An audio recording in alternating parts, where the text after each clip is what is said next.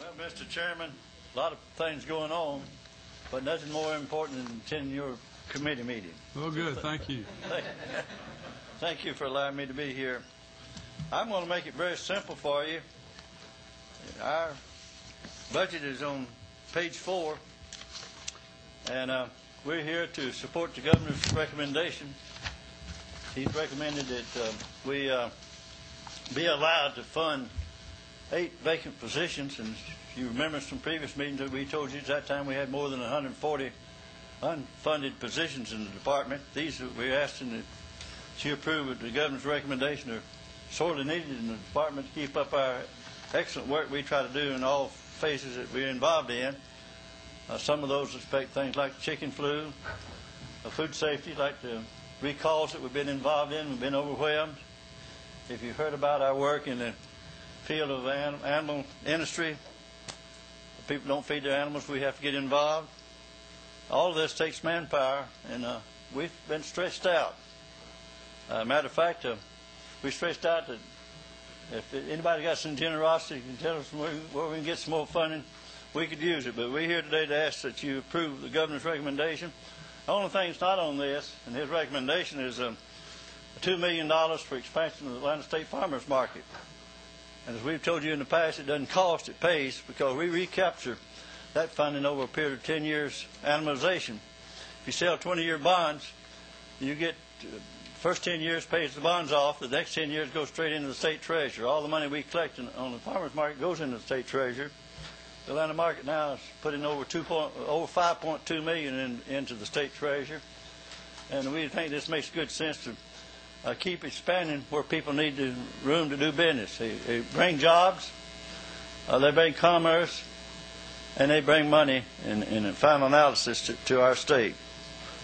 I try to answer any questions you might have. My budget's very simple.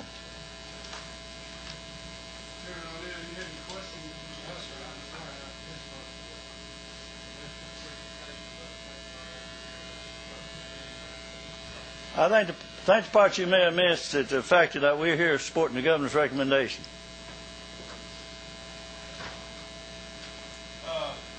Commissioner, I did have a question. One of the members of the committee wanted me to ask you, he had a fried pie bill that you had some problems with. I know that had anything to do with appropriation. Tell me the dilemma that the department's in as far as monitoring. Well, as you... good for hobby, and you want them to have a commercial kitchen. Oscar may be here. I don't know if he can speak for you half. Did Oscar come? Yes, sir. I'm right back. You want to address that, Oscar? Yes, sir. Let me tell you this. Food safety is high on the agenda today. If you watched the media over the last weekend, some of the most highlighted in the media things like peanut butter, chicken strips that we're involved in. But you do eat chicken strips. Like I do. But this is an area that we take good close care to make sure the food that we allow to go through commerce is safe. No, you come and answer then. All of you know, Oscar Garrison is the head of that division of our department. As far as I know, did a good job before the Agriculture Committee when this bill was considered. Thank you, Commissioner. Thank you, Mr. Chairman. Basically, our issue with the bill is we're a food safety organization. We brought up some issues with the pickles and acidified food products, and we had the peanut butter situation, and I don't want to make light of it, but ConAgra Foods is one of our best producers we probably got in the state. That company is regulated by the department. They sample 80 jars of peanut butter a day that comes out of that plant. They run up to 22 swab tests several times a month, but yet they're accused of making 300 people sick. To date, there's been to our knowledge, no peanut butter that has tested positive for the salmonella virus that they're concerned, or the salmonella bacteria they're concerned with. But this is inside a facility that we regulate. This is going to be outside of our scope. Basically, once these people are allowed to operate in their homes and sell this product to the public, they're going to be exempt from our food safety laws. So if they do start making somebody sick, there's going to be some serious concerns about jurisdiction and who's going to step in. And we're going to end up being the bad guy, because once a foodborne illness is reported, a regulatory agency is going to have to step in and investigate that. There's some concerns with the $5,000 limit. Who's going to police that? How that's going to be addressed? Our counterparts at DHR also had some of the same concerns, and I think the Restaurant Association also spoke with some concerns. I've never been sick off of fried pie, but I've been sick off sushi. Y'all inspect sushi? Yes, sir. Yes, sir. We inspect sushi. I was sick as a dog Friday night, so. We actually require sushi to be frozen. You have to freeze the sushi to kill the parasites that may be present. And I know you don't want to hear about parasites in your raw fish, but that's... Well, I had them Saturday, so... We could educate you on that, but there's several phases to that. There's actually an acidification process of the vinegar, and that's actually what the preservation is there, is they acidify the rice. And that acidification process, if it's not done correctly, you can get bacteria growth within that rice. Rice is a potentially hazardous food. Rice is? Rice is potentially hazardous. It will support the So the rice made me sick and not the fish?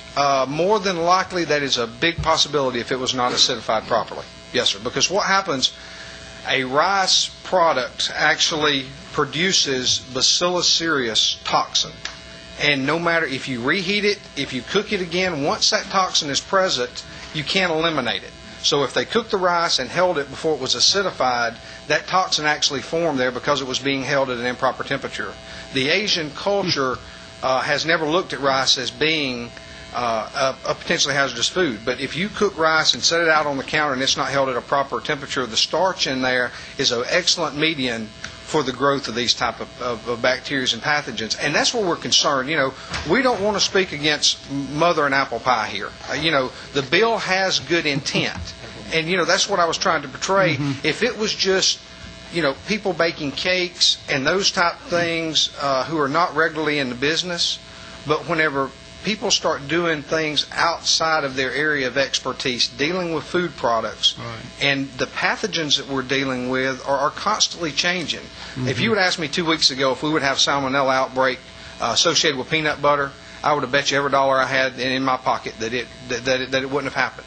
Okay. But you know, as the pathogens change, they can grow in areas that they've never survived before, and we just have some concerns with that. I think there's one thing that probably you do not understand. Maybe you do not understand that we, Mr. Chairman.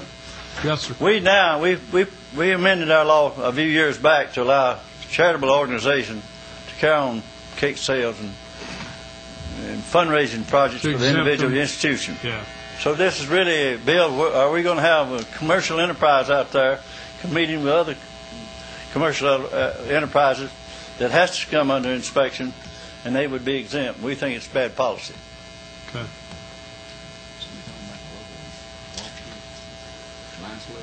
Yeah. Tom Graves. Okay. Anybody else? All right, Commissioner, I know you got to go, but I know you got some folks. We're going to let Bobby Harris say a few words. I know you mentioned the farmers market, but if you need to go, I thought you needed to go. I'll say he makes his presentation. Okay. Too. Come on, Bobby. Thank you, Mr. Chairman. All right. Bobby's been in my office, Commissioner, every day talking about the farmers market. That's his job. I'll be there in the morning, too. Sir? I'll be there in the morning also. I thought I might give you just a little history on the state farmers market. In 1935, the legislature authorized the Commissioner of Agriculture to establish a farmers market in the city of Atlanta, and I believe that was the first year the commissioner came on board. 1957? No, 35. A permanent state-regulated market was opened in 1939 on a 16-acre tract on Murphy Avenue in the West End. The first farmers market cost $150,000 to build. Produce from over 42 states and 8 countries arrived each month with over 200 individual items sold there. Because of the amount of produce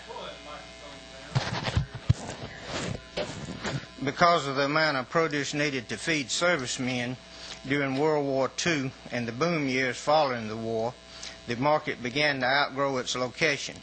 The search began for a larger location to house the market. They found the present location in Forest Park and located there in January of 1959. There's 150 acres at the farmers market at the present time. We're open 7 days a week, 24 hours a day, 364 days a year. We close on Christmas Day. We have truck and rail lines that's near the interstate and near the airport. There's over 90 tractor-trailer loads per day that come into the market to unload. 90. We have visitors on the market that are average 3,500 a day.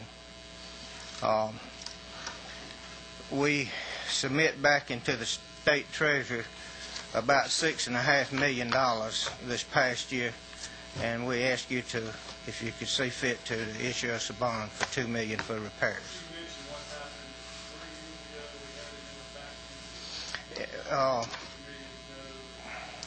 Right, I believe it was 3 years ago we had a $2 million bond in the package, and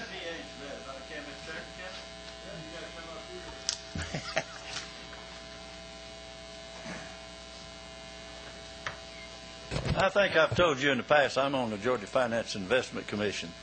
During the time we had difficulty having an audit, and that was statewide, no bonds were sold. And we got caught in that mix at the time that all the bonds were turned back because of the no state audit.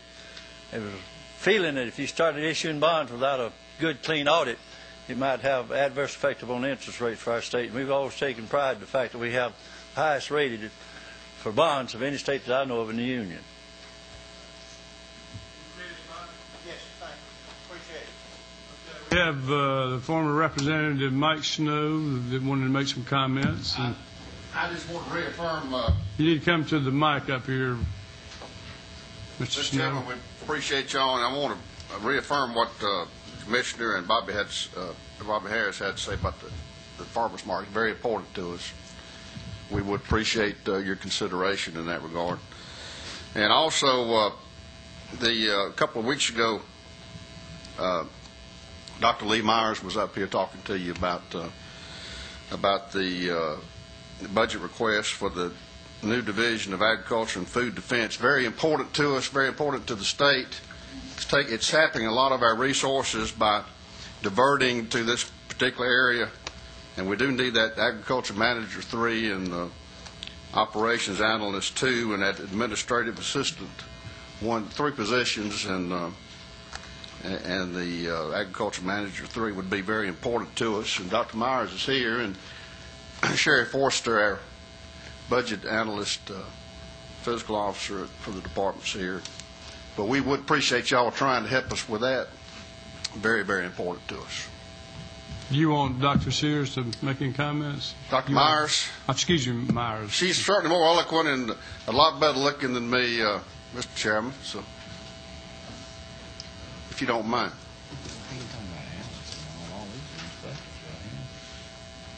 Ask him. Thank you, Mr. Chairman. This item is in our amended budget. The Commissioner wanted me to point out. Regarding Homeland Security, we are continually asked to provide more and more resources, which we think are important for the state. In fact, just yesterday, Dr. Pat O'Neill with the Division of Public Health sent an inquiry about how veterinarians can help with pandemic influenza planning, and in the event of an emergency, could we, as veterinarians, serve in the role much like dentists and others and help with triage of patients, providing medical prescription supplies in the event of a pandemic influenza. So we are involved in areas, I bring that out as an example because we're involved in areas outside of the confines of maybe what you might think with traditional food and agriculture defense. But we're making great strides in trying to build our teams, but our resources are just so slim. You heard from Oscar. He and I are doing the bulk of the work administratively for ag and food defense, and we've just got more on our plate than we can physically handle. And these extra folks we'd like to delegate down to do the bulk of the work in handling that, not only for our department, but what the governor is asking us to do, Homeland Security, GEMA, the Health Division of Public Health, and others. Okay. I think Chairman Smith had Representative Snow, I'll ask you this if you don't mind. Or either one of you can answer. You were talking about administrative assistance in a certain area. Now, see on our list here we have like 3 inspectors for the food and 2 for the plant, 1 for the livestock, and 2 for the meat inspection. But are there some? That's different. That's the regular budget, Mr. Chairman. You come to the podium there, Representative Snow. So we got a copy of the amended that we're going over? That's in our regular budget, 08 budget. This is the amended supplemental. How many positions are there? 3 positions, or actually 4 positions, including the manager 3. All right. That was $58,000. It was $57,199. And it's certainly very important to the commissioner and important to the people of the state of Georgia, Mr. Chairman. Say that again. It's very important to the people of the state of Georgia, our homeland security functions and food security safety concerns. Okay. Any other questions anybody has? Representative Lunsford, Chairman O'Neill, Representative Hanna, you have any questions? No questions about the state. Sure. Which one are you? I want to certainly agree with you about the Homeland Security, and I think we ought to do what we can because that's a great concern to me as far as agriculture is concerned. I don't know how much we have done already, but I don't think it. I certainly think we need to do all we can with that, and I certainly will support you on it. Okay. Any other questions from anybody? Okay. Thank y'all, Commissioner and Chairman, Ag. very much. Okay. If you need us, we always your call. Yes, sir. Thank you. Let's see. I guess, Buddy, DOT.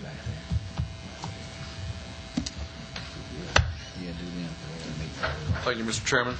I don't know really what you wanted me to go over. The 08, we talked about a week and a half ago, and I know Sid Johnson's in the audience. Yeah, we were going to have him make some comments. So. In summary, for our 08 request, we anticipated about $922 million of state motor fuel revenue.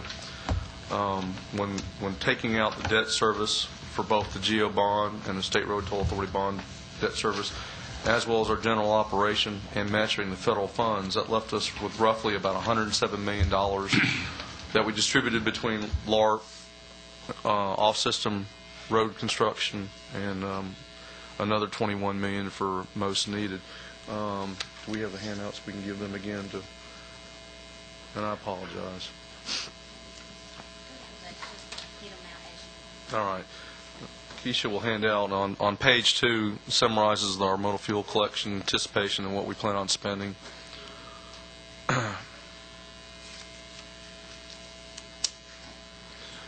In our previous meeting, there was a lot of discussion about reduction in the LARP and the off-system most needed, and I believe we distributed a sheet to kind of explain again that we have obligations we have to meet, and there was $107 million that was distributed again for LARP off-system and most needed, and that was the governor's recommendation, and we certainly support that.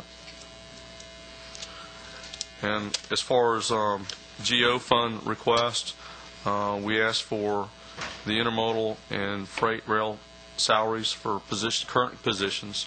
It was taken out inadvertently in last year's 07 budget, and we're asking they be put back in. These are positions that manage these programs for us for our rural and for our urbanized transit programs, as well as our freight rail system that 540 miles that we own and manage and lease to short lines, as well as worrying about the South Carolina property tax, as well as the condemnation defense fees for the Port of Savannah, $647,000, which is on page 5 of the handout. And then the $3 million that we talked about before concerning the aviation task force recommendations for us to move forward with those recommendations. And then from the bond program, we asked for $70 million for the Fast Forward bond program, as well as $6.5 million for ports and motorway maintenance programs.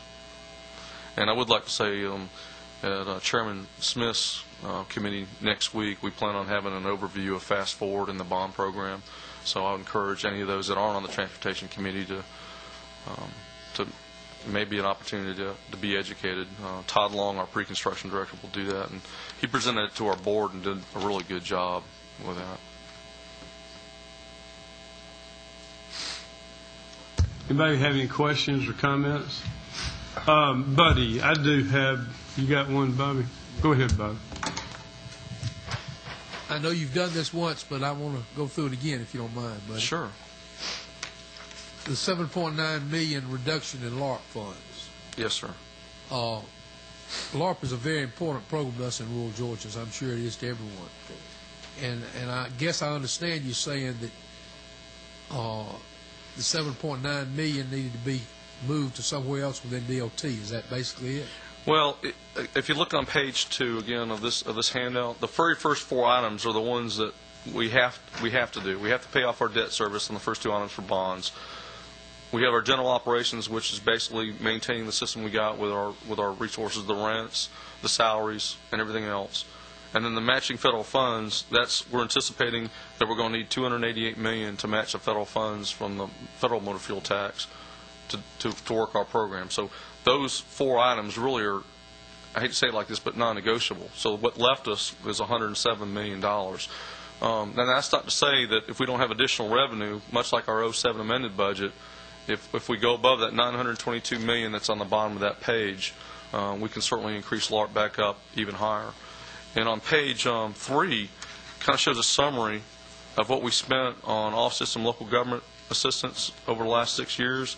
And you can see we substantially increased from the state level for work on off-system roads the last 3 years quite tremendously. I mean, last year for 07 was almost $125 million, and if you went back to 04 and 05, it was right around $45 million total expenditures. So from the state level, I think we've done a really good job, and it may be back there again in the 08 amended, but that's what was brought forward from the governor's budget. Okay. Anybody else? Buddy, I do want to ask you some questions, and I know I didn't mention these to you last night. There's an article in the AJC. Of course, I know we don't believe everything in the AJC about the Durrell logic. Did you see that that Jay Bookman wrote?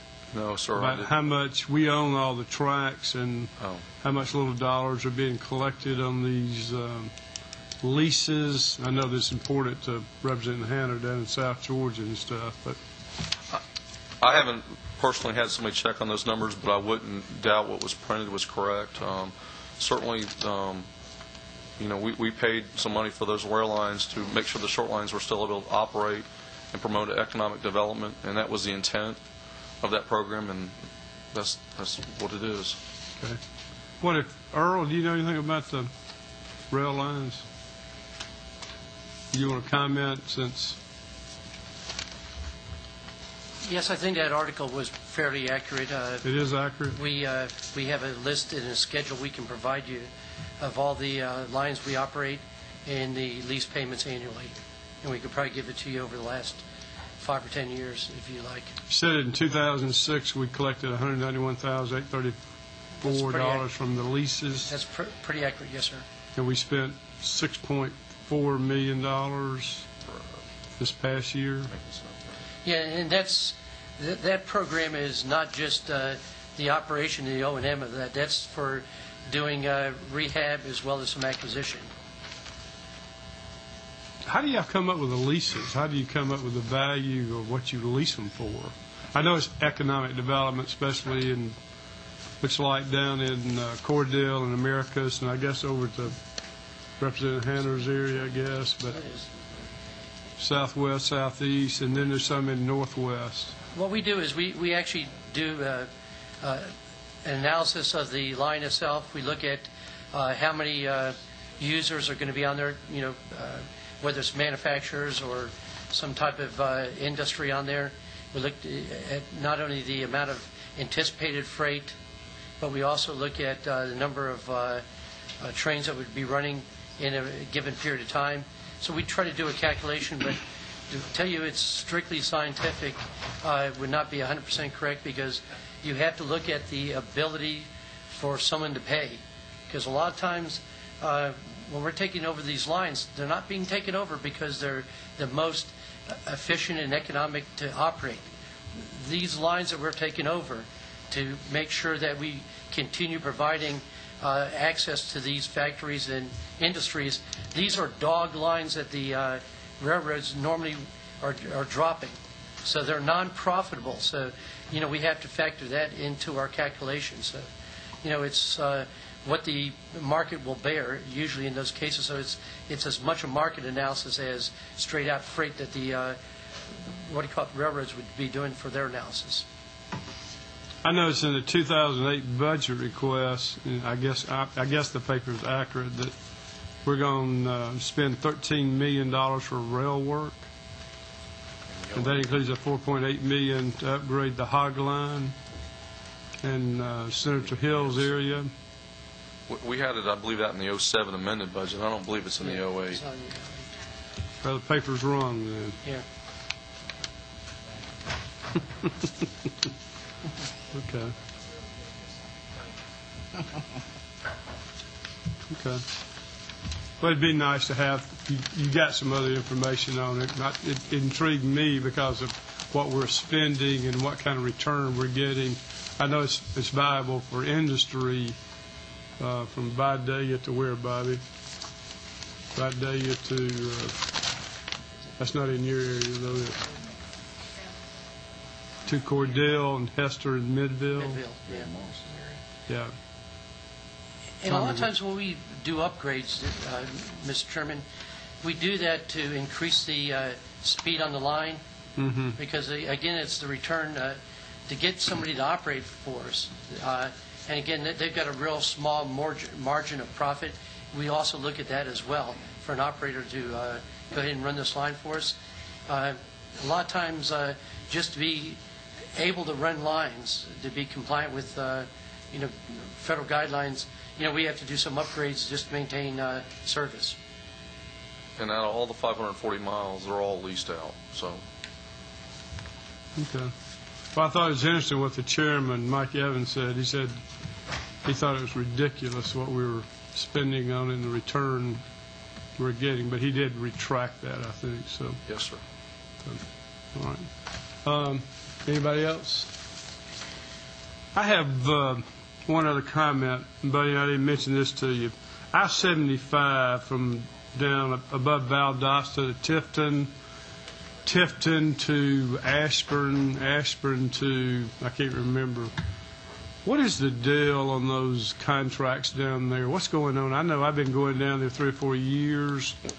We've had a challenge with one of our main contractors in the south part of the state, and we've actually what's the word I want to use?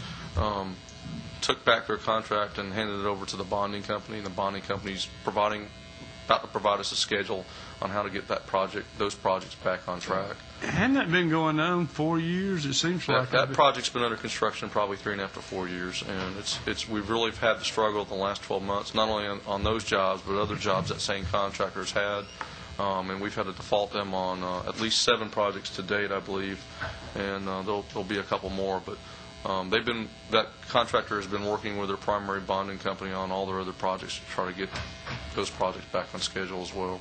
Is that one of them you've been in litigation with and you've settled with?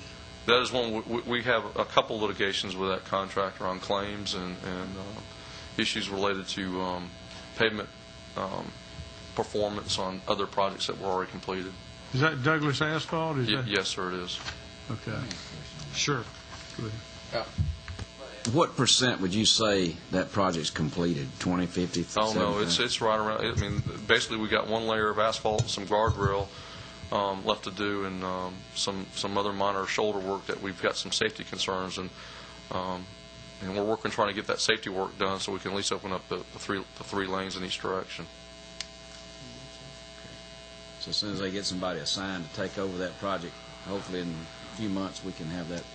Truthfully, we should be getting the schedule in by the end of the week from the bonding company because we've been working with them for the last month, and we had a deadline of this week to get us a schedule that that we're going to hold them accountable for. All right, thank you. Representative Smith? I understand the down there around 675, I believe it is, where you have a lot of backlog. Takes those of us that live in South Georgia now, it takes us about a half hour longer to get home than it used to. I understand y'all are going to do some work on that. Have you already addressed that this afternoon? No, sir, but we had I think it was 2 months ago, a month and a half ago, we had our first design build contract under the current legislation, and we received only 2 bidders, and law requires 3. So we're basically packaging it up as a regular construction project now for letting, and it'll be let for the years out. We're looking somewhere around an October, November letting. But the previous package was we had 30% complete plans, and we put it out there for a contractor and an engineering firm to work together to bid, and we only got 2 proposals. So you're looking at completion of the project when? If we let it October, November, it'll probably take about 12 to 15 months. Yeah. And how many lanes are you adding? Just one. Just one? Just one southbound. Yeah. Okay. Hey, anybody else? Well, we have, thank you, buddy. Good job. Sid Johnson, the Director of Implementation of the Commission of New Georgia, is here. Sid? Yes, sir. And Rob, if you'll get those handouts and hand them out. This is in regards to page 11 of 12, the implementation of Aviation Task Force recommendations on fleet improvements. It's a $3 million appropriation, the governor's recommendation. Do that since we quit inspecting. Yeah. Earl's quit inspecting them, so we turn it over to Sid over here. Thank you, Mr. Chair, members of the committee. My name is Sid Johnson. I'm Director of the Governor's Office of Implementation, and our role is to implement the recommendations that come out of the Commission for New Georgia. One of the task forces of the Commission for New Georgia is the Aviation Task Force, and in the budget, as you know, the Governor included $3 million for aircraft or modification of aircraft to the state's fleet. I'd like to give you a little context by talking just a little bit about the aviation report. We are still working on implementation plans. The Governor has not made any decisions on what recommendations to follow through on, so I can speak to the task force report. As you can see on the third page, you can see the task force members headed up by Randy Hudden, who's with Bell South, now AT&T. He has lent a lot of expertise and knowledge to this process, and you can see the other members of the team as well there on that sheet. I'm not going to go page by page, but what you'll see is the process that the task force went through. You'll see some of the findings in terms of the operations that were going on. On the next page, you'll see some more findings.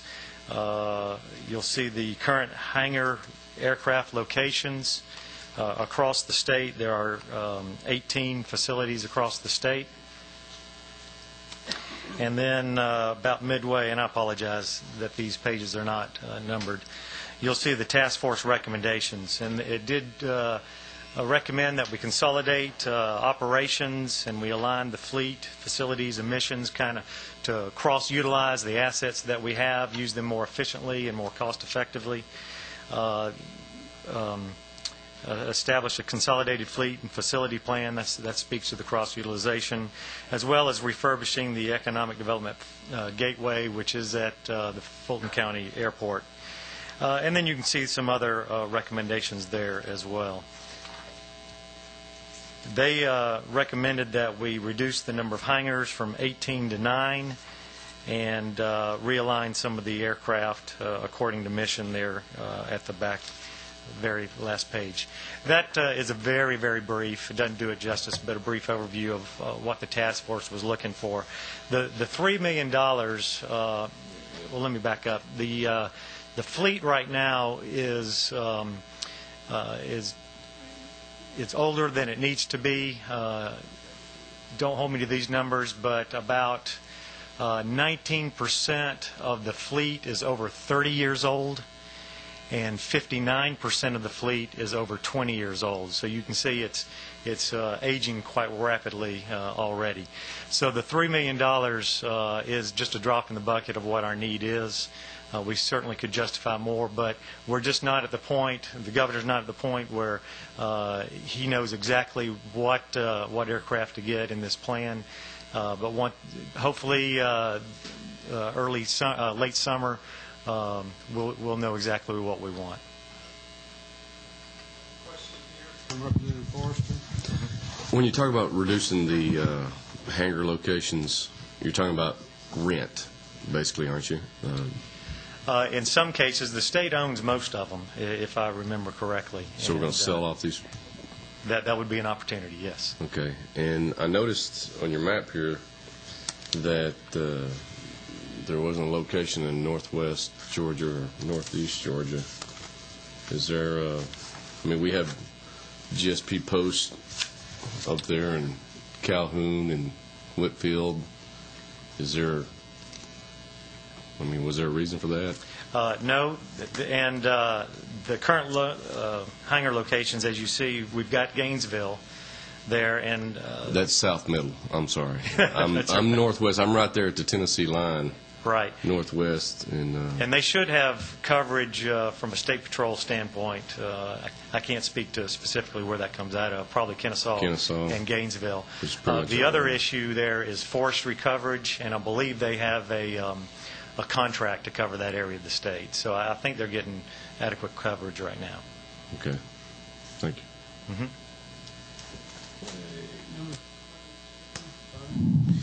I notice your current hangar aircraft locations, you've got one down at Waycross, and then it says you're reducing from 18 down to 9 over on the other page here. Mm-hmm. What exactly would be the impact of a facility such as use Waycross for an example, since it looks like that's been eliminated? What would be what exactly is going to occur there at that airport? I don't know that Waycross is going to be eliminated, and these are not situated where we think they are. It's just representative. I see. So it may not be. No, but sir. When you eliminate that, what all are you eliminating? Well, we don't know right now, but we are working hand in hand. I don't mean the facilities, but in a facility, when you eliminate you're talking about eliminating the hangar facilities and all. What all does a hangar facility do now? Mainly it just bases the aircraft and the pilots, so they have easy access to the areas of the state they cover.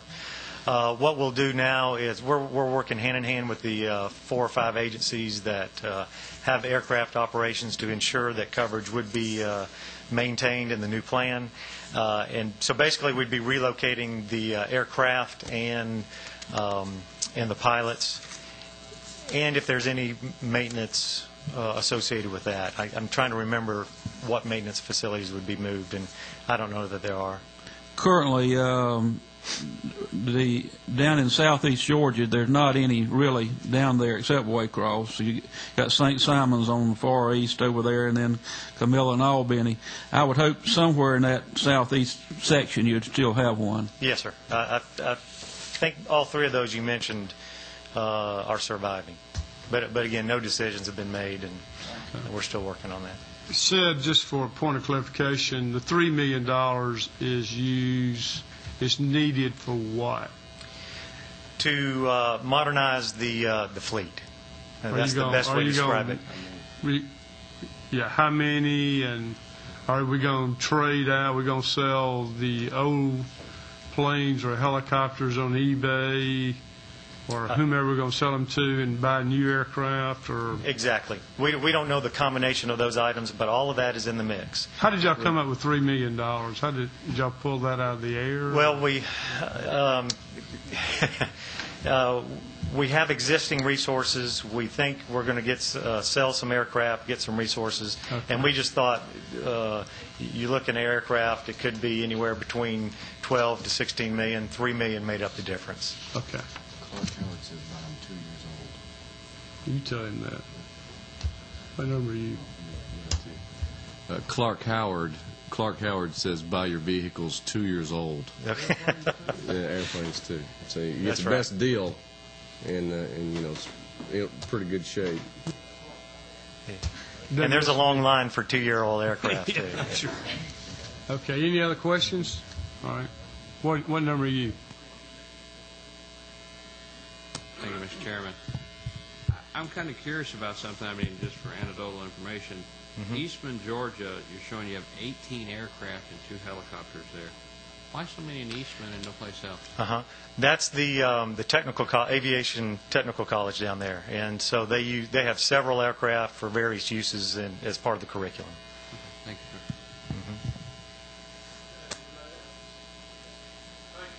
you, sir. In here, good report. Thank you for the opportunity. And we'll be asking you back another time. Too. Anytime. Okay, thank you. Bill Miller, why don't you come up and meet with us and greet us and tell us what's going on at the World Congress Center. And thank you, Mr. Chairman. Bill Miller, Director of Administrative Services at the Georgia World Congress Center, bringing you greetings, but we have no money in the FY08 budget this year, so we will be back next year asking for some maintenance project money, but not this year.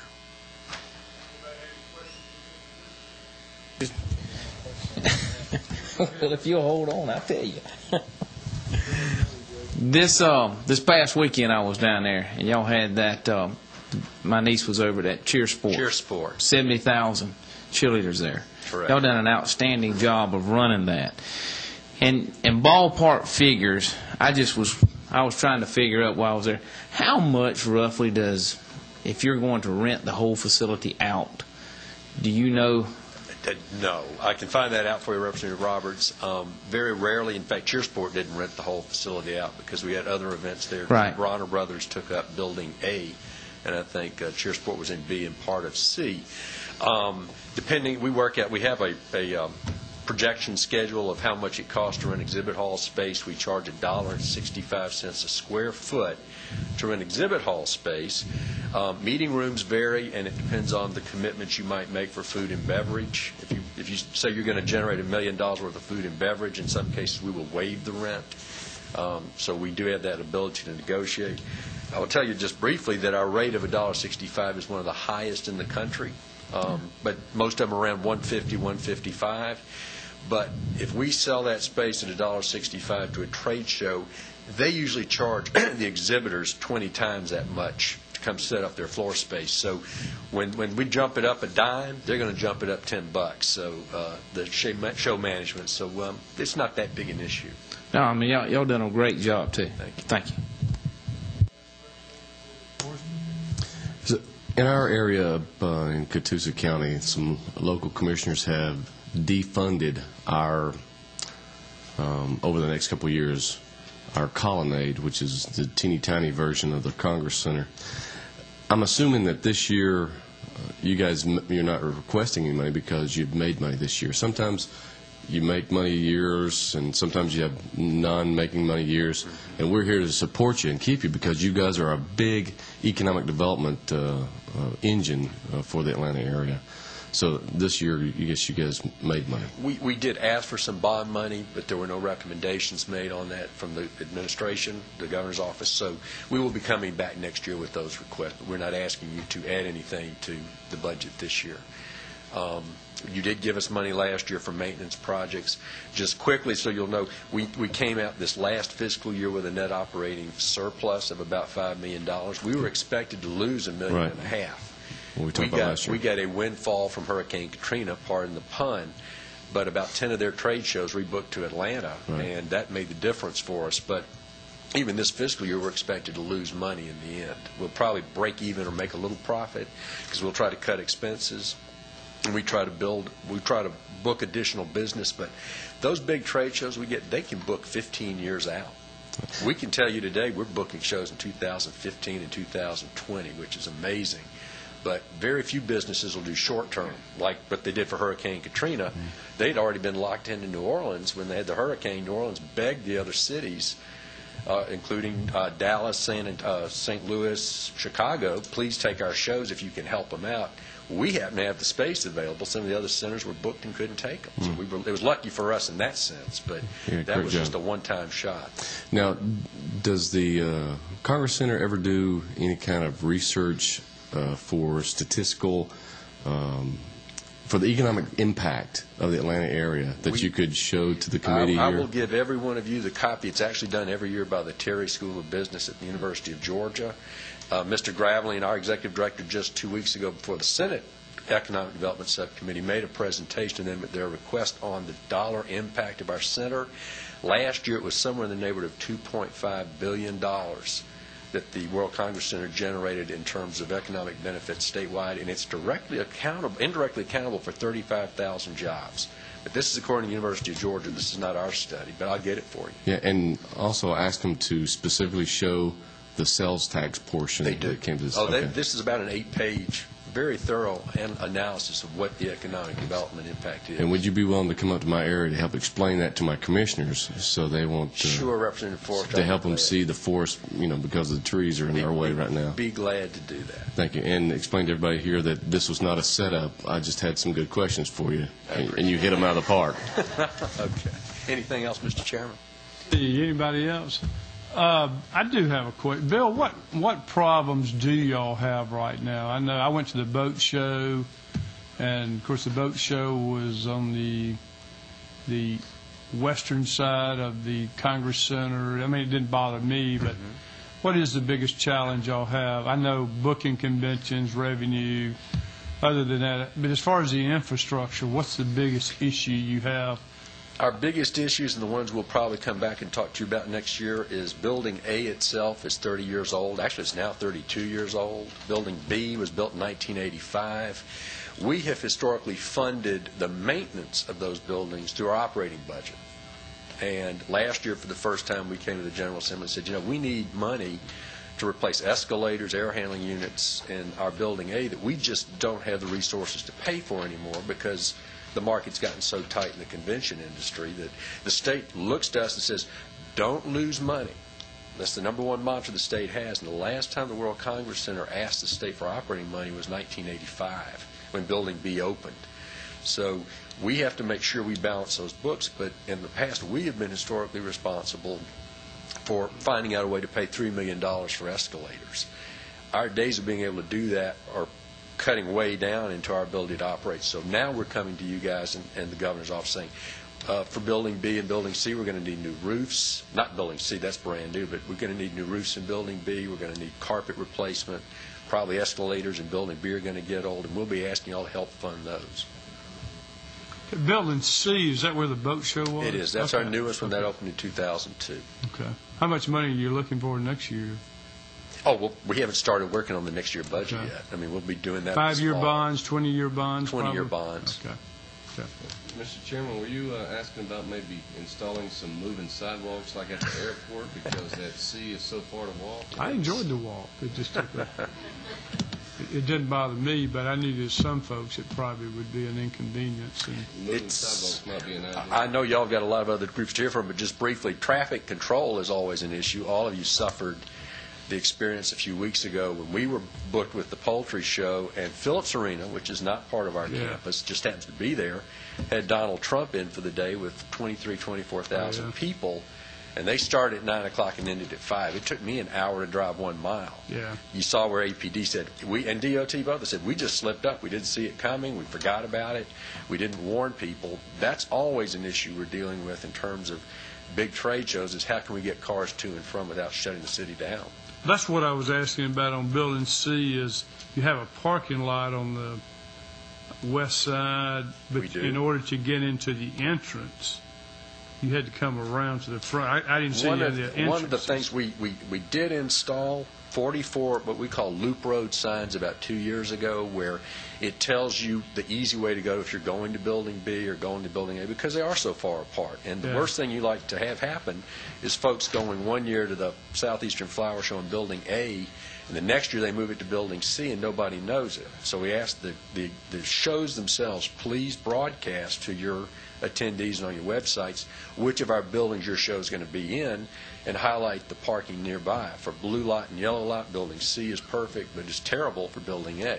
Yeah. But with so many, we have 6,000 parking spaces, but if people just say it's at the World Congress Center, we're 240-acre campus. Yeah. It's pretty big. Okay. Very good. Thank you, Bill. Thank you, Mr. Chairman. We have a gentleman here for a bit of the Civil War celebration, and it's something to come up. Handouts. Okay. Red folders? Okay. Red folder. Thank you, Mr. Chairman, members of the committee. My name is Steve Longcrier. I'm the Executive Director of Georgia Civil War Heritage Trails. We are a 501c3 nonprofit corporation incorporating about in 2000 officially. We applied for and received 2 federal Transportation Enhancement Awards. More importantly, as you may have seen, I see some of you pulling out the maps already, we are involved already in 52 counties. Eventually, we plan to be in more than twice that many, basically telling the story of the war in Georgia in a way that's never been done before. I'm sure most, if not all of you, are very aware this state is rich in history, rich in the Civil War era history, with sites from north, south, east, and west. What we're trying to do is link those sites together in such a way that brings tourists to our state and points them in the directions they need to go to spend their money, to visit, to enjoy, and to stay longer. Our friends in economic development, I'm sure, have told you many times that a heritage tourist stays longer and spends more money than your typical tourist, and this is definitely a heritage program. We began by approaching local Chamber of Commerce's, Convention and Visitors Bureaus, historical societies from towns the size of Atlanta all the way down to Bartow and Guyton and Irwinville and Ocilla and, Ringgold. I mean, you name it, all across the state, big, small, in between, working with them, and they pledged small amounts of money to match what's required by the Transportation Enhancement Program. At least 20% of our funding comes from local communities, about $300,000. We received about $1 million thus far to do the first 3 out of eventually 6 trails. There is a map in your folder that talks about the 6 regions of our state where we eventually plan to have 6 trails. We're working on 3 of them now. You see some photographs in there of some of the markers and some of the highway signs. We call them trailblazers. They're DOT-approved highway trailblazer signs that direct the public down the historic routes, whether it be the Atlanta campaign, whether it be the March to the Sea. Those 2 brochures are in your packet. Those are the first 2 brochures that we have completed. We have 400,000 of them printed and ready to go as soon as we finish installing all the markers and building all the parking pull-offs with the help from our friends from DOT. We are here today because we are a nonprofit, all-volunteer organization. Our president, Judge Chris Hughes from Fitzgerald, our immediate past president, Catherine Sellers from Dalton. We are a statewide organization. We have members on our board, again, all volunteer. Lisa White, past president of the Georgia Historical Society from Savannah. Ed Jackson from Athens, who many of you know is very involved with heritage events and activities in the state with the Carl Vinson Institute there at UGA. And we have Republicans, we have Democrats, we have blacks, we have whites, we have people from all walks of life that care about the history of the state and want to promote it to bring more tourists to the state. We are currently involved in 52 counties to install the first 130 historical markers. We call them interpretive markers, and about 1,200 of these highway and directional signs that we call trailblazers, the DOT-approved highway signs, and more than a dozen highway parking pull-offs. Many of you know the metal signs across the state. There's several thousand of them already that were installed back in the 50s and 60s primarily. There are a few that are still being installed today.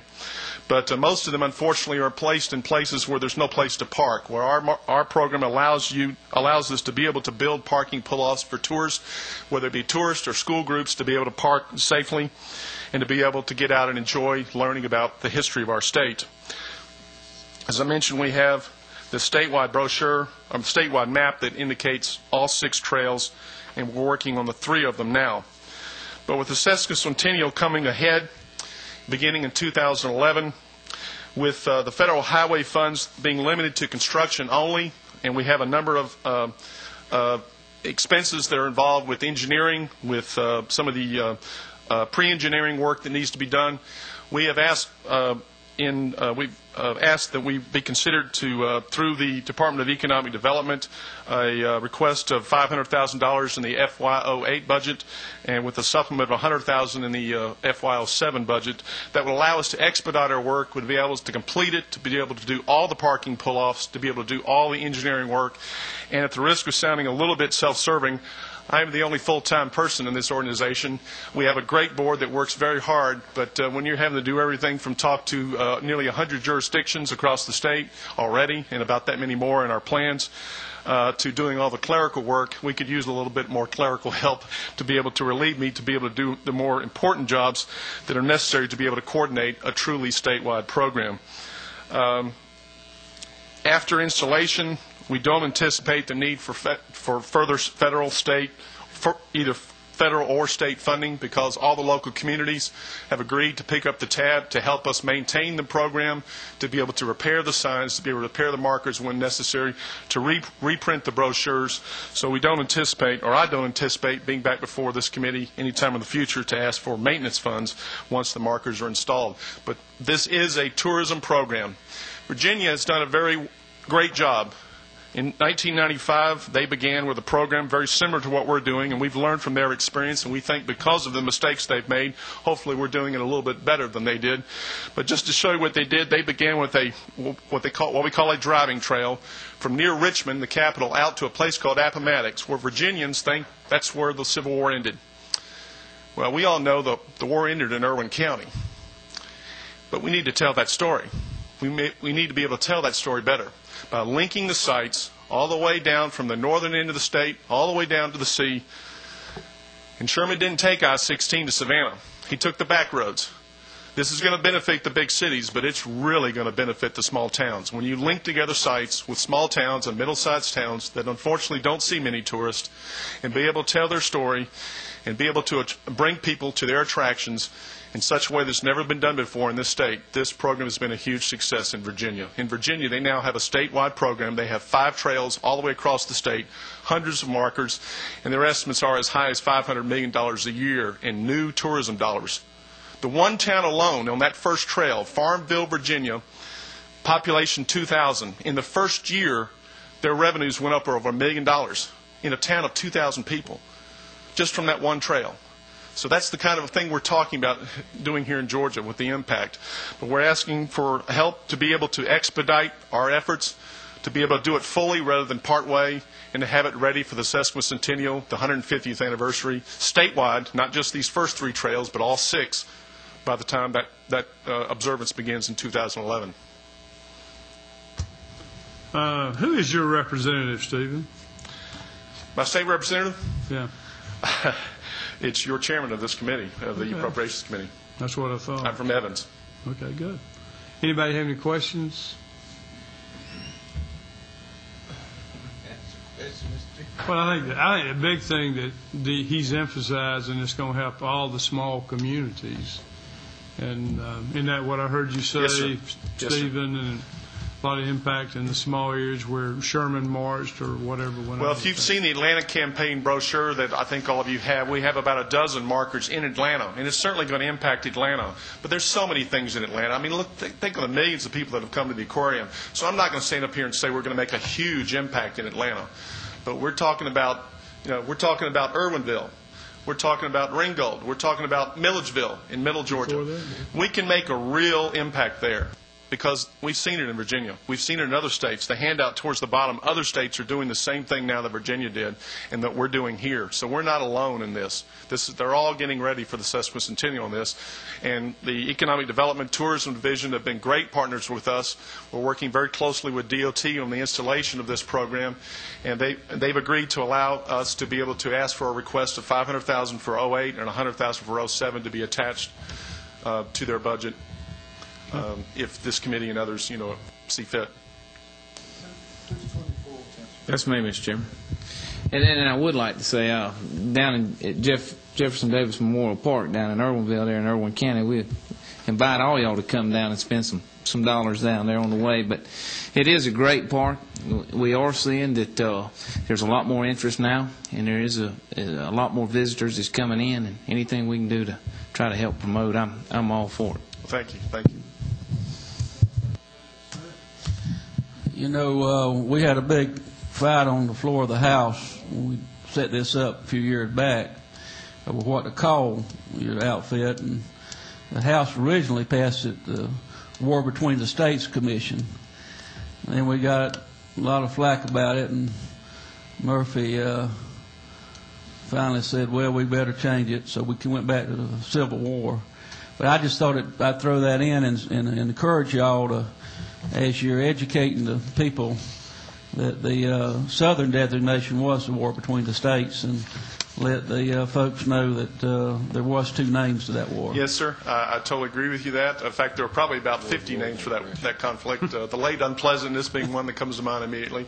Yeah. But the Civil War, like it or not, is probably a little easier to say, and it's at least in other parts of the country a little more instantly recognizable than the War Between the States. Right. And quite honestly, it fits a little easier on a highway sign than some of the other names that possibly could be used. But I certainly understand that. And just for clarification, since you mentioned the commission that was formed, we're not affiliated directly with the Civil War Commission. We are a 501c3 nonprofit corporation working very closely with the State Tourism Division. Exactly what they've done in Virginia. Their trails are operated by a 501c3 nonprofit working in hand with their tourism division. And so we are a nonprofit corporation. We're not making anything on this. And all that goes into the product. Thank you. Representative Forrester. Yeah, being a nonprofit, the monies that if we do a lot for this program, you're not going to get a big pay raise, are you? No, sir. I've been a volunteer for 6 years. Okay, so you're not getting paid for the 501c3 at all. You're just volunteering. Yes, sir. We do hope to be able to, once we get it installed and the communities are paying their maintenance fees, if we have anything left over, be able to have something for me or a successor to do that. Because obviously you have to have somebody to be able to run a program eventually that has something other than just their own means to do that. A few years ago we went out to Hawaii, and there was sort of like our visitor centers we have, the one up in Catoosa County. You could get one of these flyers, you could get a map, and you could also get a CD that talked about the map and the trail the whole way. Right. Are you guys going to implement that? Oh, absolutely. Virginia's done that, and we definitely agree that needs to be done. See, not only are these sites important, but the trail ride itself goes down historic roads. Jokingly said that Sherman doesn't take I-16 to Savannah or 75 to Atlanta. Right. These back roads, as much as possible, of course, they've changed over the last 140-something years. They've been paved, of course. But in many cases, it's the exact same roadbed that either guys in blue or gray marched on back then. Right. And so we want to be able to tell people that not only going from point A to point B, say going from Ringgold to Dalton, not only is it important to see things in Ringgold and understand the history there, or in Dalton to see the history there, but in between to know the history that took place in between as these soldiers are going betwixt and between. And again, it's not just the soldiers, it's civilians as well. The civilian story, a big emphasis of our March to the Sea Trail, for instance, talks about plantation life, what it was like for the white plantation owners, what it was like for the black slaves that were there. I mean, they obviously were excited to see the Union Army, whereas much of the rest of the population were terrified by the Union Army. But we need to tell those stories. And that was a good benefit, having the map and the CD there as we was driving along, getting the history and the story. It was very beneficial. And I believe the term was the War of Northern Aggression. Is the proper term for that? If I can say this, the funniest one I've heard is the war to suppress Yankee arrogance. I just heard that from someone. Thank you, Mr. Chairman. I just want to thank you for bringing this to our attention today. I think thank it's a wonderful program. Recently, in the past year in McDonough, Georgia, the county commissioners committed to purchase Nash Farms. I know BJ. Mark Pollard, you know, yes, Mark Pollard's on our statewide history committee. Good. Well, nobody knows more about the Civil War than I'm aware of, but they spent $9 million and no one's complaining. It's a beautiful project. They've uncovered hundreds of artifacts there, and just in the last 2 weeks they've been doing weekend movies on the ground for people to just have a big drive-in movie about the Civil War. there are so many people arriving that we have to turn them away at the driveway. We can't even get them all on the property. And it's been a great success. So I appreciate Nash Farms. What Henry County's done there is fantastic. It's just, and I say that even if you weren't in the room, I guarantee it's absolutely fantastic what Henry County has stepped out and done that to preserve that land. That's the kind of thing that flourishes. And in other communities, Louisville and Jefferson County down in middle Georgia, when we first talked to them about maybe participating in this program as part of the March to the Sea, they decided they're in the process now, and this wasn't my idea, this was their idea, where they want to tell the story of Sherman's Army crossing the Ogeechee River. They're going to make that into a county park now, and our marker is going to be a featured part of that story, telling the history of that site, and then they're going to have a new recreational park there for the community in the county.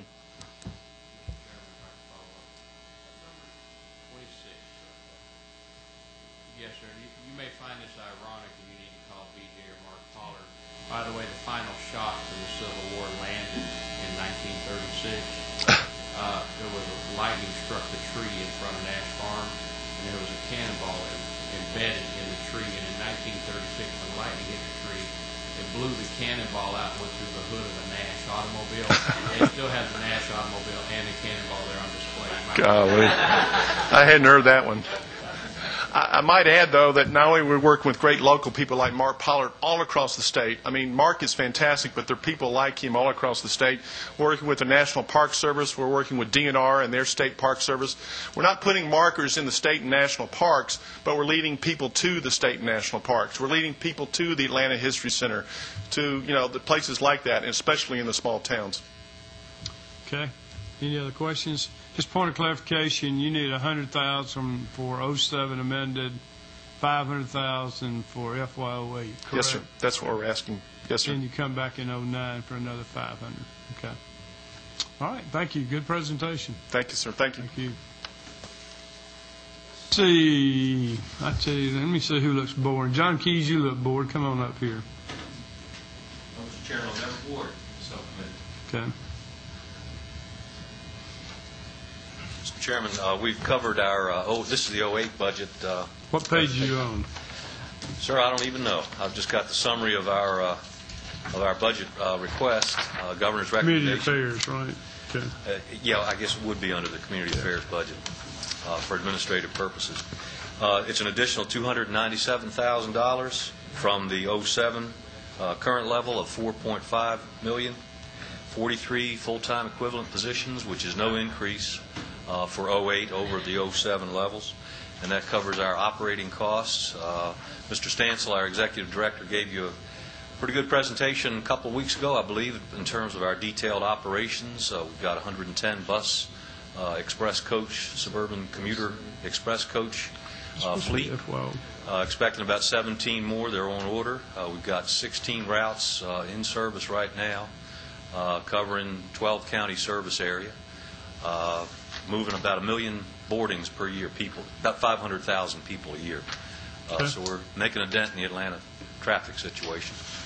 We hope you'll favorably act on our request. Okay. Any questions for Greta? Thank you for being here. Thank you, Mr. Chairman, members of the committee. Okay, we have a former representative here, and I'm going to ask him to come up, and he stopped in to see me for a few minutes. And Rob, get the handouts he's got. Mr. Chairman, I appreciate your... Won't you tell everybody who you are again? I know you served, what'd you say, 74? I was elected in 74, a little bit before Tommy there, actually. Okay. And the same time Bobby Hanna was elected. Okay. And served 86. Okay. And after that, I worked with the Hospital Association. I was the chief lobbyist for the Hospital Association for about 10 years. Okay. And your name again? My name is Paul Bolster. Okay, Paul. And what I'm going to bring to you is something fairly unusual from all the other budget issues that you've received so far. You'll see when you look at the testimony, I testified before the Human Resources Committee, Subcommittee of Human Resources last week about this idea, and we've sort of had a tactical change here about how to best do this. The other part that's unusual is that what we're asking for is caseworkers to work with mentally ill homeless persons who are right now overburdening the mental health hospitals in the state. I know you've seen some of the information on what's going on with the mental health hospitals. Well, what happens with the homeless population, they go in and they come out and they go back in, and it's kind of a revolving door. It's not unusual for somebody to be in the state mental hospital 10 times during the course of the year. So what those people really need is they need something when they come out to stabilize themselves in housing. One of the keys to this is, and the reason why we're talking about putting this money at DCA, is that you can't deal with this just by providing services. It's not a mental health clinic or something like that, or providing people medications. If nobody has any place to live, those medications don't last but days on the street. The person's fails, their mental health fails again, and then they're back in the emergency system. We think about 20% of the homeless population actually are mentally ill or have some other kind of chronic condition. And they've been there a long time on the street. And they just keep recycling through various emergency systems, police and courts and jails and hospitals and Grady's Medical Clinic and other medical clinics around the state. So if we don't stabilize this population, they're estimated to cost about $50,000 a year per person in public expenditures. So there's a tremendous opportunity to do some savings here. We did one study on 63 chronically homeless, severely mentally impaired people. The year prior to them entering the program, they used 4,000 days at Georgia Regional Hospital. 4,000 days at $359 a day. After they were in the program, they used 425 days. That's a savings of $1.4 million if you look at the cost per day of a person being in the mental health hospital. Now, the real question probably in your mind, why is this guy over here talking about money in DCA? You know, he's in the wrong subcommittee. But the thing about this is there is at DCA a housing trust fund. And that housing trust fund has a unique constitutional amendment behind it which says that you can give grants to people, to organizations that are faith-based, and you've heard that discussion, you know, statewide, that sometimes is an issue about state funds. So there's a special permission in that constitutional amendment that says faith-based organizations receive those grants. The other thing is about we're trying to connect these service dollars to housing. And DCA has all the housing tools, and Mike Beatty, he's here, he can tell you about all the work we do with them on getting low-income housing tax credits, on the supportive housing fund, the home funds that come from the federal government, the Section 8 vouchers that they can add that helps to subsidize the rent in some cases. But the problem is they don't have any service dollars, and sometimes it's difficult to connect these two things between departments. So our idea is to put this in the Housing Trust Fund. The other advantage there is that the money doesn't lapse. And if you're going to put money and commit money on the service side to create the housing is actually going to be operative in a future fiscal year.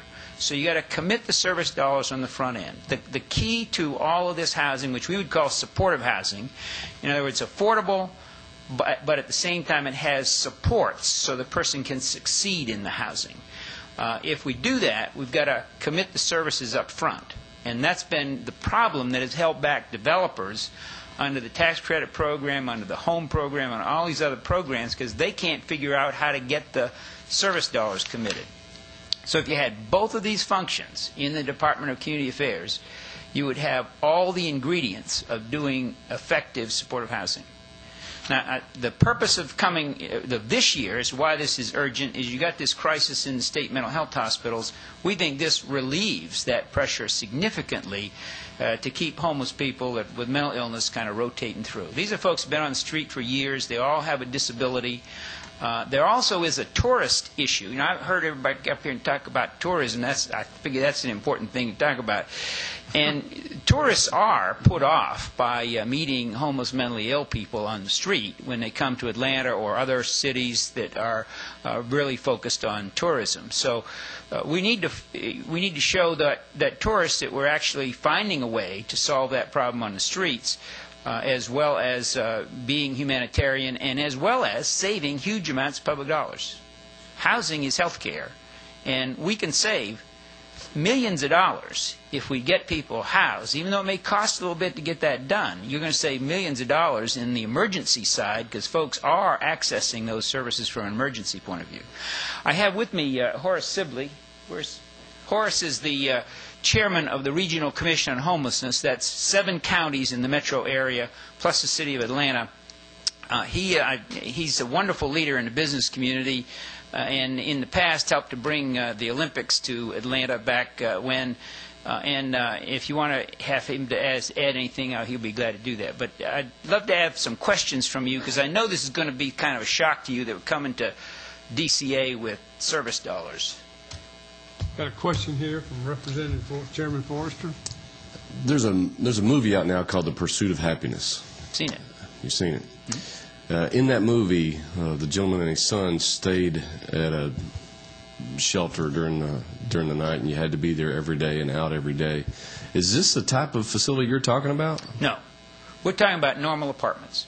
We're talking about getting people into permanent housing that they can live in very successfully if they can manage to keep on their individual treatment plan with medications, with proper visits to the mental health hospital, and they can be good residents in just normal apartments. We're not talking about shelter. In fact, that's one of our missions, and Horace can tell you more about this. We'd like to end the shelters, because shelters don't get anybody anywhere. You'll see in my testimony there is we know after 20 years dealing with this issue that a soup and a sandwich and a pad on the floor doesn't get anybody anywhere. So we're talking about ending people's homelessness, giving them the opportunity to do that. And then once they're stabilized, the other component is jobs. We've created several job programs, have other things that are underway, because these people can be contributing members of society once they get their disability under control. So you're going to provide an apartment, you provide medication also in their treatment, or? This particular proposal is just with a unique form of casework. It's like you and I have somebody at home. I probably couldn't have gotten here today if my wife didn't organize everything at my house so that I could run out here and do what I do. So I have tremendous support at home, and you're talking about that kind of support. In these cases, most of these cases, people don't have, very few of the homeless actually ever married. So there's a very, very little amount of family support. And the other family has probably deserted them in many cases. So you're talking about support that allows them successfully to live in housing. We have 450 roughly people right now that are in supportive housing from some private grants that we were able to make for services. And 92% of them last quarter stayed in that housing or went to a better circumstance. So we know that supportive housing works. Okay, still my question is the treatment. What is you said treatment. Where is the treatment coming from? The treatment would come out of the mental health system. There are mental health clinics. There may be times when a person actually has to go to the hospital to get a little more stabilized. But when they come out, they have a much better opportunity to stay. The caseworker actually arranges for other benefits, for making sure that they have easy access to the mental health clinics. In many cases, this population has never seen a mental health clinic because they can't get anybody to help them get organized, help them get their life kind of together so that they can get out there and reach the other services that the community has planned. Now, the state, if I can, Mr. Chairman, the state has 6 mental health hospitals? That's correct. And are you aware of any kind of movement by the department with B.J. Walker to reduce that number? I'm not aware of any of that. I know that the advocates are very concerned about the quality and the accreditation of those hospitals. The standard is that you should have about an 85% occupancy rate, and our hospital here has been 50 people over the number of bed count. They've been over 100% on many, many evenings in the last couple of months. That's a dangerous situation. And so this would alleviate those that are homeless, not severe mental disorder, that could recover and maybe get back on their feet. Well, this would target those people that are clogging, I shouldn't say that, get the right term here, but they are occupying many of those beds at the regional hospital for longer periods of time than they should because the hospital doesn't have any place to put them afterwards. And then once they go back, their community situation is so unstable that their mental health deteriorates. So it's the idea of cut down the number of admissions that come from this population as well as the length of stay, and then you will ultimately lower the occupancy rate. In Fulton County, and I don't have very good numbers from everybody, in Fulton County, about 30% of the referrals state mental health hospital come from people who are homeless. And so how would you maintain this program or apartments and treatment in the future after it gets started? Because homeless people obviously not going to be paying you. Right. That's the issue, is in some cases there may be benefits that they're not receiving. One of the things a caseworker does is get you to SSI, which is federal payments out of the Social Security system that will help to pay for some of their expenses. So there are systems of benefits out there that can be taken advantage of, but the person themselves is never going to get through those complicated systems by themselves.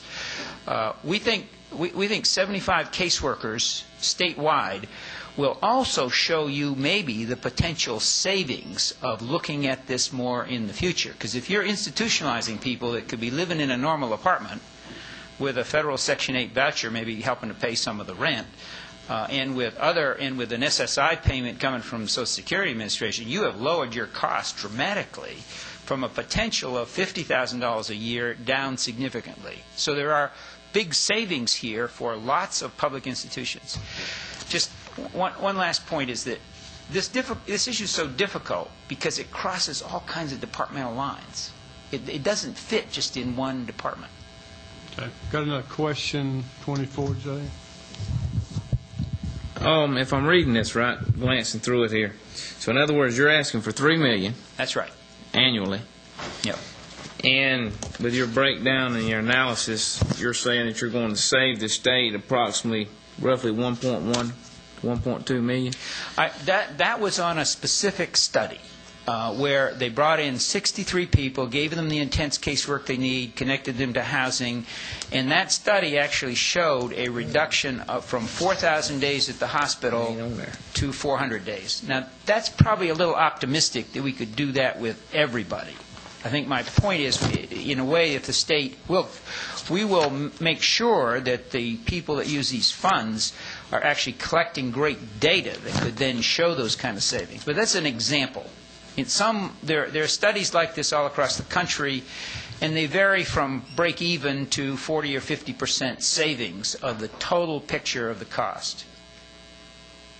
So we probably couldn't predict that out of 63 people we'd get a $1.1 million savings every time. Paul, we're going to have to cut you from there, so I need to get with Mike Beatty, and y'all need to get to know each other better anyway. Appreciate it. Thank you. Commissioner Beatty. We've got about 5 minutes left here, so I've got a couple more folks after you, Mike. So. Thank you, Mr. Chairman, members of the committee. Good to see y'all. I know y'all have had a long day, as we all have. And the items I talked about last time are on page 5 and 6. It dealt with the census, the other that would be 16.3, making sure we had an accurate count there, follow through from the previous year. The other item we talked about was moving Donnie Smith, an administrative assistant, over from the governor's office over to our shop, and that was making those dollars there, which is 16.8. And the third thing was the REBA dollars for the local redevelopment authorities who are working with the different base closings throughout the state. So those were the three things we talked about. So if y'all got any questions, I'll be glad to work with you. Anybody got any questions for Commissioner Beatty? Good. Thank you. Good job. Appreciate it. Thank you. Next is economic development.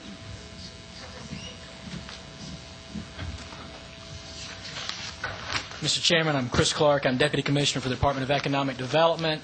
We're on page 7. Commissioner Stewart, I think, did the briefing the other day. Most of these are common changes with the addition of $5.1 million for our Global Georgia Initiative, and I'd be happy to answer any questions, Mr. Chairman, if y'all have any. Anybody have any questions? Okay. Good job. Thank you, Mr. Chairman. Forestry.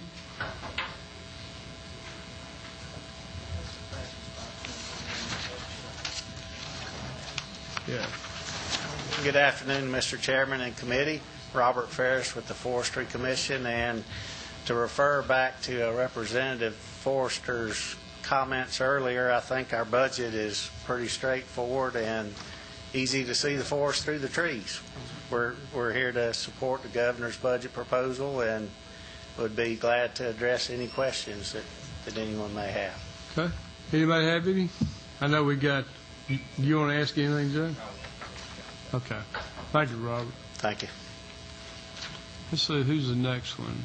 PSC?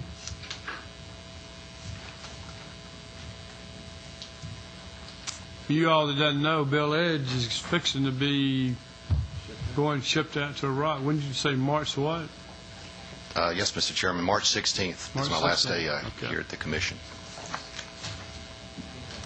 We're passing out a handout. Chairman Baker covered our items at the last meeting a couple of weeks ago. Right. And basically, it's we're asking for some new positions to fill vacancies in energy regulation and new positions in transportation and facilities protection and pipeline protection. Okay. Anybody have any questions? Is that too quick? Okay. What's your number? 18? Okay. Representative Marshall. You said new positions in utilities regulation? Actually, to fill vacancies. Those are positions that we're allotted, but we're not able to fund. Energy regulation, rate cases, Georgia Power, Atlanta Gas Light. Okay, what were those positions doing? They just previously weren't filled? They're positions that we have but are not able to fund. Economist, financial analyst, administrative assistant, and consumer protection. Okay. Thank you. Okay. Thank you, Bill. Thank you. Let's see, who else we got? Soil water. I forgot about soil. I didn't even notice you there, Brent.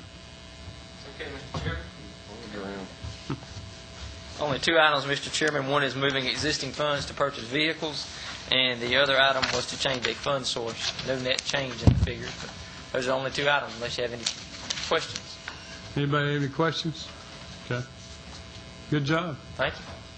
You'll be back. All of you will be back. Yes, sir. Thank you, man. Ms. Gabridge, do you want to say anything while you're here? I know you come from Augusta. Yeah, come on up. We got about a minute, and the chairman of transportation's here, but he can wait a few minutes. You need a brief?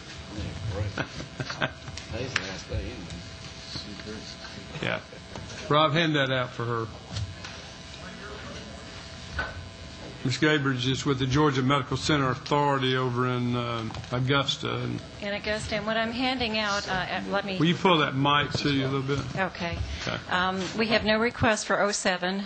We would like to ask for your approval for the governor's recommendation for our budget for 08. There's just a slight bump in that over 07 that entails a little bit of salary increase. But what I wanted to really focus on is the results of the investment that the state has made in the Georgia Medical Center Authority. We have two thrusts or missions. One is statewide in terms of working with our Department of Economic Development to recruit life science companies.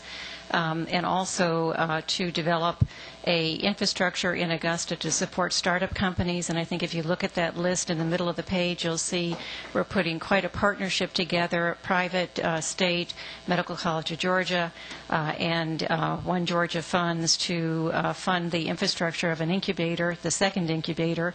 We found that we needed that because the first incubator is at capacity and overflowing, and we're working with the three companies that are listed there that I think you'll find very impressive. For startup companies, they're in the black rather than the red, and for us to have an opportunity to take these companies and further develop them and spin them out into the state as viable life science companies, I think will be a significant benefit not only to Augusta but to the state's effort to build on that strategic industry. There are a couple of other things listed there that we're pulling together to support that industry, clinical trials network in Augusta with the major hospitals that they have there, an angel fund to fund the startup companies, and a regional marketing initiative. And I'll leave it at that because I know time is very short. Okay, questions? Where are you in the budget? Are you on the economic development side? We're attached to the Department of Economic Development as an attached agency. You were talking about the 07 too, weren't you? We are not requesting any change in the 07 budget. 08 is staying pretty much the same, just a slight bump. Okay. Any questions for her? She drives all the way from Augusta and Chairman Harbin's area, and he may want us to ask him questions. And Okay. She does do a good. She's a nice lady. Thank you. She does a good job. Did it? Anybody else? Okay. Thank you for being here. Thank you. I'm sorry, Representative Parson. You had a question, didn't you? Okay. Okay. Anybody else want to say anything in front of the appropriations side? Okay. Chairman O'Neill, did you want to say anything while you were here, or? Well, good. Did you notice there was no trail down in Warner Robins? Do you? What's the name of it?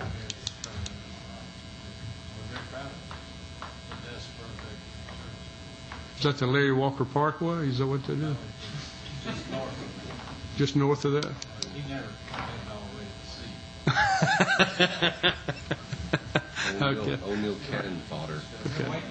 Thank you.